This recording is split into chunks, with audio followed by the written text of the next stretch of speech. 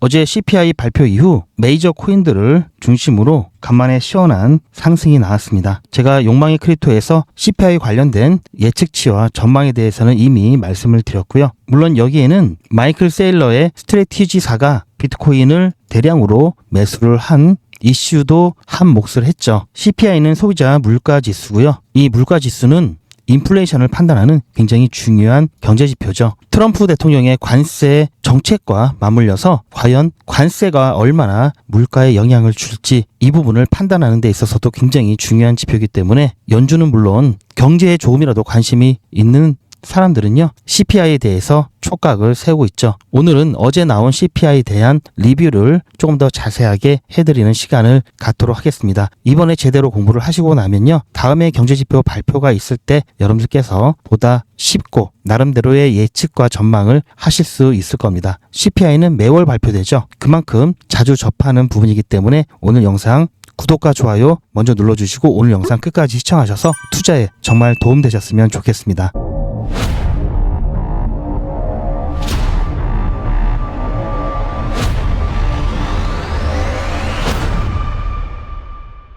CPI는 우리나라 시간으로 10시 30분에 발표가 되었죠. 자, 보시면 이때가 9시, 이때가 10시고요. 이때가 11시입니다. 30분 봉으로 보면 더 자세히 볼 수 있는데요. 자, 10시 반 여기죠. 이때부터 사실상 본격적인 상승이 나왔다고 볼 수가 있고요. 어제 발표됐던 CPI는 소비자 물가지수, MOM, 전월 대비, YON, 전년 대비, 그리고 근원 소비자 물가지수, 코어 CPI라고 하죠. 그리고 신규 주택 판매에 대한 부분도 나왔습니다. 보시면 예측치에서 크게 벗어나지 않고요. 오히려 근원 소비자 물가지수 같은 경우는 예측치를 하회했죠. 그래서 여기서 서프라이즈가 일어났다라고 볼 수 있고요. 어떻게 보면 매우 긍정적인 지표가 나왔기 때문에 시장이 반응했다고 볼 수가 있습니다. 하지만 조금 더 자세히 들여다보면요, 이 표면적인 수치 말고 그 안에는 여전히 절반의 과제가 남아있는데요. 그게 무슨 얘기인지 이제부터 설명드리도록 하겠습니다. 지난 11월 CPI 같은 경우에는 연방정부의 셧다운 때문에 데이터 공백이 발생했었죠. 그런 과정에 발표되었기 때문에 일부 왜곡이 있을 수 있다라는 말씀을 드렸습니다. 그리고 이번 12월 CPI는 그 왜곡이 일부 해소되는 과정을 보여주었는데요. 자, BLS 노동통계국에서 이번 발표는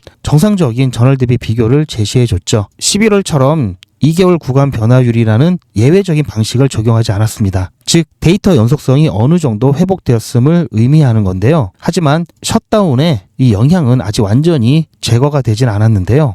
BLS는 주거비의 6개월 순환조사 구조상 10월에 이 데이터 공백은 다시 조사가 되는 올해 2026년 4월까지 이어질 수 있다고 밝히고 있는데요. 따라서 앞으로 수개월간의 주거비 데이터는 여전히 해석하는 데 있어서 주의할 필요가 있습니다. 이런 배경을 염두에 두고 이번 영상 잘 보시길 바라고요. 먼저 12월 헤드라인 이 CPI는요, 보신 바처럼 0.3% 상승했죠. 전년 동월 대비로는 2.7%를 기록했습니다. 11월과 동일한 수준을 유지했는데요. 변동성이 큰 식품과 에너지를 제외한 근원 CPI, 즉 코어 CPI 같은 경우에는 전월 대비 0.2% 상승하는 데 그쳤습니다. 전년 동월 대비 상승률은 2.6%를 기록했는데요. 이는 2021년 3월 이후 가장 낮은 수준으로 인플레이션 둔화 추세가 이어지고 있음을 보여주고 있습니다. 파란색은 헤드라인 CPI 전년 동월 대비 상승률이고요. 그리고 이 빨간색은 근원 CPI 전년 동월 대비 상승률을 나타내고 있습니다. 11월 발표에서는 10월 데이터 공백으로 인해서 2개월간 구간의 변화율이라는 예외적인 방식을 적용했는데요. 이번에는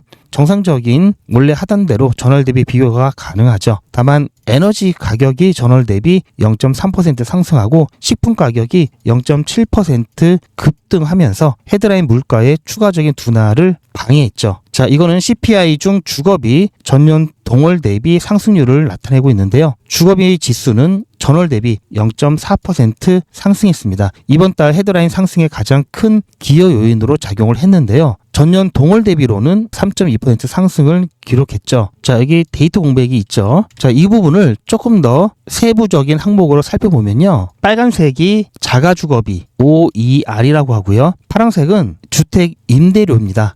RPR이라고 하는데요. 써있죠. RPR. 세부 항목을 살펴보면요. 자가 주거비, OER과 주택 임대료, 이 RPR은 각각 0.3%씩 비교적 완만하게 상승을 보였습니다. 반면에 호텔 숙박료 같은 경우 2.9% 급등하면서 전체 주거비 상승률을 평균을 끌어올렸죠. 여기는 데이터 공백이 있어서 비어 있고요. 물론 OER과 임대료 움직임을 해석할 때는 11월의 특수성을 함께 고려할 필요가 있습니다.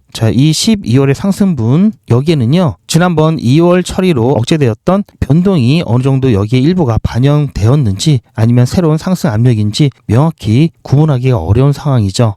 어쨌든 호텔 숙박료 급등 같은 경우에는 셧다운 기간 중 위축되었던 여행 수요가 증가하면서 반작용으로 반짝 상승한 요인도 있어 보이는데요. 다만 숙박료는 계절성과 일시적인 수요 변동에 굉장히 민감하죠. 그리고 주거비 내 비중도 상대적으로 작습니다. 그래서 주거비 흐름을 판단할 때는 OER 이 자가 주거비 데이터와 RPR 주택 임대료 이 데이터를 더욱더 비중 있게 보시면 되는데요. 어쨌든 시각을 좀 더 넓혀서 주거비 전년 동월 대비 상승률은 2023년도 초에 거의 8% 가까운 상승률에서 꾸준히 지금 내려가고 있죠. 어쨌든 이런 데이터를 통해서 알 수 있는 건 주거비가 팬데믹 이전 수준인 연간 2.5에서 3.5%대 이때로 정상화되고 있다는 중기적인 관점이 유효하다고 볼 수가 있겠습니다. 근원 상품 CPI 전월 대비 상승률을 보면요. 12월 근원 상품 물가는 전월 대비 보합을 기록하면서 전년 동월 대비로 1.4% 상승에 그쳤습니다. 신차 가격은 전월 대비 변동성이 없었고요. 중고차는 1.1% 하락했는데요. 가전제품은 4.3% 급락을 했습니다. 가구라든지 가정용품 또한 0.5% 하락했는데요. 반면에 의류 가격은 전월 대비 0.6% 상승을 했습니다. 이러한 흐름을 볼 때 관세 효과가 의류 등 일부 품목에 국한되었다라고 볼 수 있고요. 상품 전반적으로 광범위하게 확산되지는 않고 있는 것으로 평가가 되고 있는데요.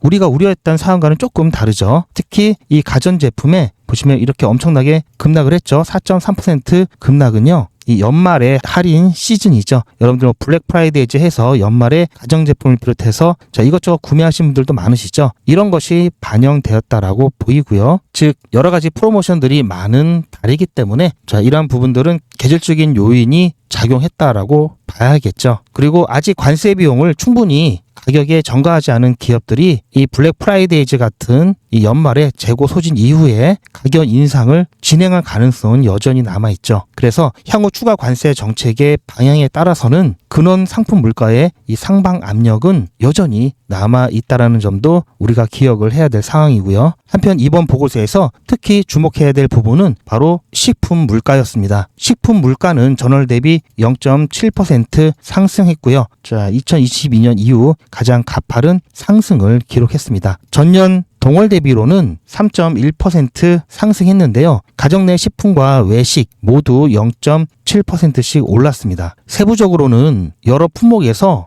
공급 충격이 반영된 것으로 보이는데요. 왜 그러냐면요. 얼마 전에 한국산 달걀을 미국으로 수출한다 이런 얘기들 나왔었죠. 특히 이 달걀 가격은 조류독감 확산에 따라서 공급 차질이 지속되고 있고요. 소고기 같은 경우도 이 사육투수 감소가 크게 영향을 주고 있고요. 또 커피 가격 역시 국제 원자재 가격 상승으로 인해서요. 거기에다가 또 관세, 이 부가로 인해서 가격에 반영되고 있는 것으로 평가가 됩니다. 다만 이러한 요인은 수요 때문에 발생하기보다는 조류독감이라든지 사육투수 감소라는 이 공급 쪽에서 공급 측면에서 비롯된 일시적인 현상일 수 있기 때문에요. 그래서 연준은요. 변동성이 큰 이런 식품류, 에너지유를 제외한 근원 소비자 물가지수 코어 CPI를 기조적 인플레이션 판단의 주요 기준으로 삼고 있습니다. 그래서 이 코어 CPI가 더 중요하다고 말씀을 드렸죠. 따라서 이번 이 12월 CPI 보고서를 종합하면요. 셧다운으로 인한 데이터 왜곡이 일부 해소되는 과정에서 인플레이션 기조적 흐름을 다시 확인할 수가 있었고요.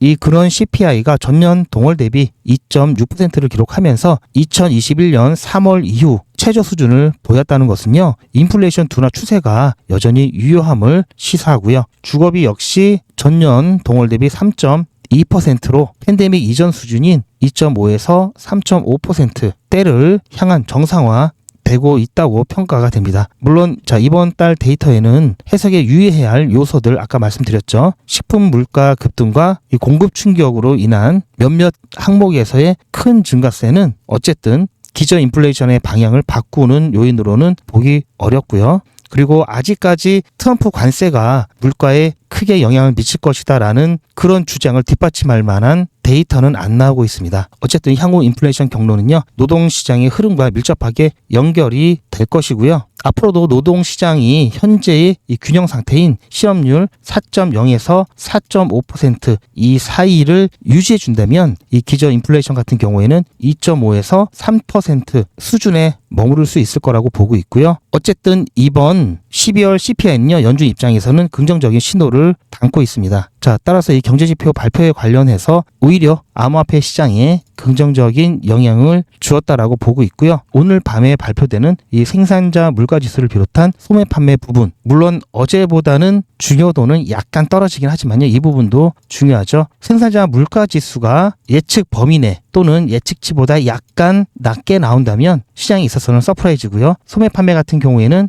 예측 범위 내 또는 예측치보다 조금 올라가면은 경제는 좋아지는데, 즉 소비는 늘어나고 경제는 좋아지는데 생산 물가는 낮다. 굉장히 이상적이죠. 이런 결과가 나온다면 또 한번 시장에 좋은 반응을 불러일으킬 거다 보고 있고요. 그냥 단순히 예측 범위 내에 나온다 이러면 시장은 큰 변동성은 없을 겁니다. 다만 예고해드린 대로 오늘 관세 재판 결과가 발표가 될 수가 있죠. 확실하게 발표된다는 아니고요. 발표가 될 수 있는데요. 그 근거로는 미국 연방대법원 사이트에서 판결이 오늘 발표될 수 있다라고 공지를 했기 때문에 그렇고요. 하지만 또 이 부분은 연기될 수도 있습니다. 그래서 만약 발표가 된다면, 재판 결과가 발표가 된다면 분명히 트럼프 관세는 위헌이다라고 결과가 나올 게 확률은 일단 높고요. 이렇게 결과가 나오면 어쨌든 글로벌 경제 불확실성이 낮아지면서 예전처럼 트럼프가 마음대로 관세를 올렸다 내렸다 부과했다 말았다 이렇게 하긴 힘들어지죠. 우회적인 방법을 쓸 수는 있지만 시간도 걸리고 절차가 있습니다. 그래서 어쨌든 이 부분은 거시적인 관점에서는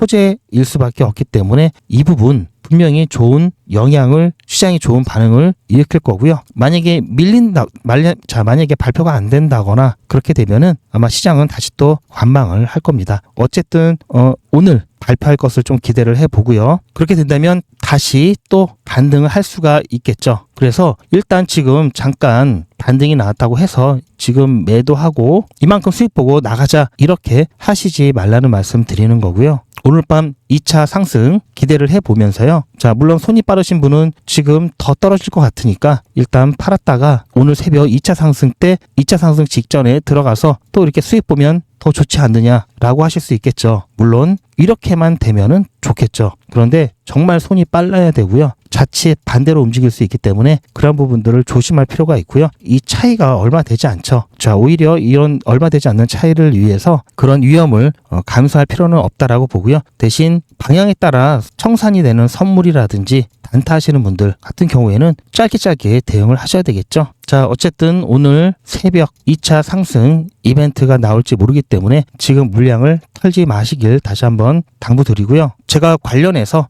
새벽에 갑자기 또 예측 불허의 결과가 나온다든지 또는 중요한 이슈가 나오게 되면은 주 채널이죠. 욕망의 크립토에 제가 새벽이라도 영상을 올려드릴 거니까요. 야망의 크립토뿐만 아니라 욕망의 크립토 영상 놓치지 않으시려면 구독과 좋아요 그리고 알림 설정까지 해 놓으셔야 되겠죠. 왜 갑자기 리플이 급등을 하는지, 왜 급락을 하는지 관련된 이슈와 검증된 중요한 정보들, 영상에서는 유튜버 정책상 말씀드릴 수 없는 이런 단위까지의 대응을 포함한 실시간 대응 정보, 영상보다 빠르게 제 관점 공유받으시려면요. 소통방 꼭 입장하시길 추천드리고요. 소통방 입장 방법은 제 영상 아래 보시면 더보기가 있습니다. 더보기 보시면 링크가 있고요. 그 링크를 클릭하시면 메뉴가 나오는데요. 그 메뉴 선택하셔서 전송 버튼만 누르시면은 바로 2초도 안 걸려서 신청이 되니까요. 지금 바로 신청을 해주시길 바라고요. 빠르게 신청을 하셔야 오늘 새벽 또는 앞으로 있을 중요한 변곡점에서 함께 대응하실 수가 있으십니다. 그리고 원데이코인 신규 시청자분들과 구독자분들을 위해서 제가 준비한 작은 이벤트가 있으니까요. 설명 들으시고요. 필요하신 분에 한해서 신청을 해주시기 바랍니다. 오늘도 제 영상 끝까지 시청해 주셔서 감사드리고요. 저는 더 좋은 내용으로